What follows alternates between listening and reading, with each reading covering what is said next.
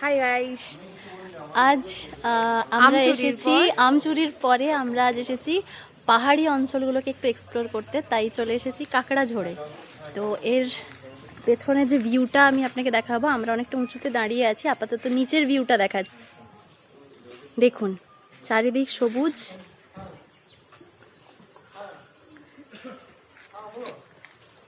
এখান থেকে বুঝতে পারবেন যে আমরা অনেকটা উঁচুতে আছি, আর যেটা দেখাচ্ছি সেই সিনটা অনেকটা নিচুতে। এই হলো কাকড়াঝোড়ের গেস্ট হাউস। ওই ওপর দিকটাতে সিআরপির ক্যাম্প রয়েছে। চলুন আমরা একটু ওপর দিকে যাওয়ার ভিউটা আপনাদেরকে দেখাবো। দেখুন এই যে ওপর দিকে উঠছি, ভিউটা দেখুন। এখানটা থেকে পড়লে না পুরো গড়িয়ে নিচে। জায়গাটা খুবই সুন্দর, দেখতেই পাচ্ছেন এই ভিউটা হেঁটে হেঁটে এনজয় করার মজাই আলাদা। জাস্ট এখানে আসলে ফিল করতে পারবেন জিনিসটা কতটা অসাম। তাও আপাতত যারা আসতে পারছেন না তারা এই ভিডিওটার মাধ্যমেই ব্যাপারটা একটু এনজয় করার চেষ্টা করুন।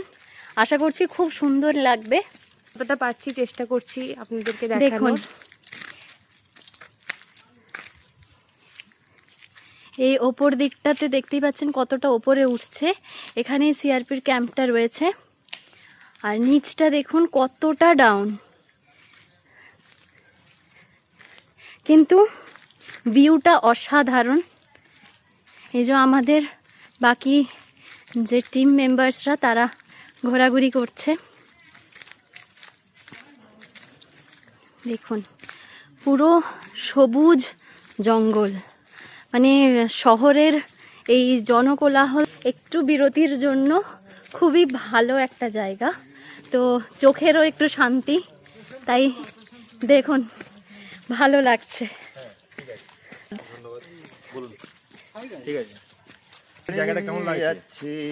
খুব সুন্দর লাগছে।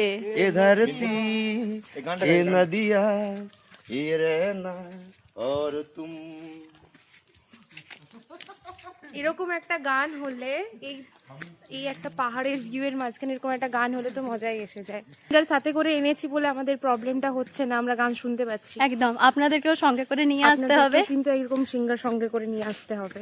না পারলে ফোন তো আছে, চালিয়ে নেবেন ইউটিউব বাবা, তার সাথে একটু এনজয়টা নাই হয়ে যাবে। কিন্তু আপাতত এই ভিউটা খুব সুন্দর লাগছে। এখন আমি নিচের দিকে নামছি। দেখুন এই যে পাশাপাশি পুরো জঙ্গল,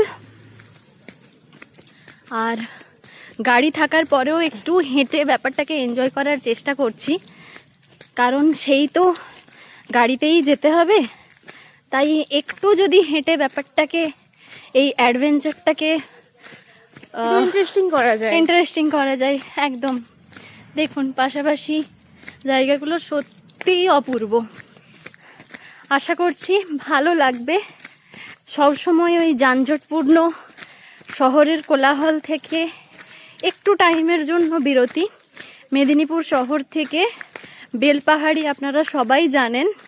তো পাহাড়ি আসার পর বাঁশপাহাড়ি যাওয়ার রাস্তায় কাঁকড়াঝোড় গ্রামটা পড়ে।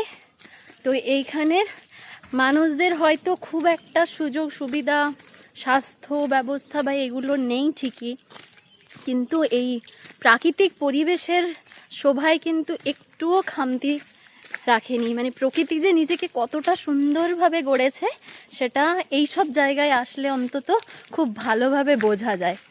এই রাস্তায় আসতে আপনারা অনেক পাহাড় দেখতে পাবেন, মানে অজস্র পাহাড়। আর যদি বৃষ্টির ওয়েদারে আসেন তাহলে তো আর কোনো কথাই হবে না। যেমন আজ সকাল থেকে বৃষ্টি পড়ছে, মানে পুরো প্রায় হাফ ভেজা অবস্থায়, বুঝতেই পারছেন। দেখুন এখানে বাচ্চারা গল্প করছে, দেখুন বসে গল্প করারও একটা জায়গা আছে সুন্দর। দেখুন কতটা উঁচুতে আমরা ছিলাম, সেখান থেকে নেমে আসছে। ওই যে পেছনে আমাদের গাড়ি দেখা যাচ্ছে, আর আমরা আপাতত হেঁটে চলে এসেছি। দেখুন বাচ্চাগুলোও কি সুন্দর বসে বসে গল্প করছে। এই জঙ্গলটা কতটা ঘন হতে পারে। উপরে ওই পাহাড়টা দেখতে পাচ্ছেন, এরকম টাইপের অনেক পাহাড় আছে। দেখুন কত সুন্দর দূরে ওই পাহাড় দেখা যাচ্ছে।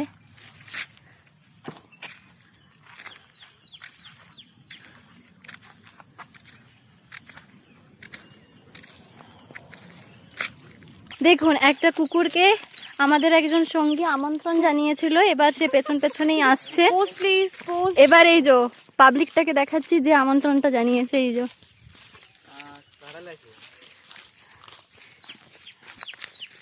ওনার র্যাম্প ওয়াকটা দেখলেন তো? উনি হলেন ডগেশ ভাই।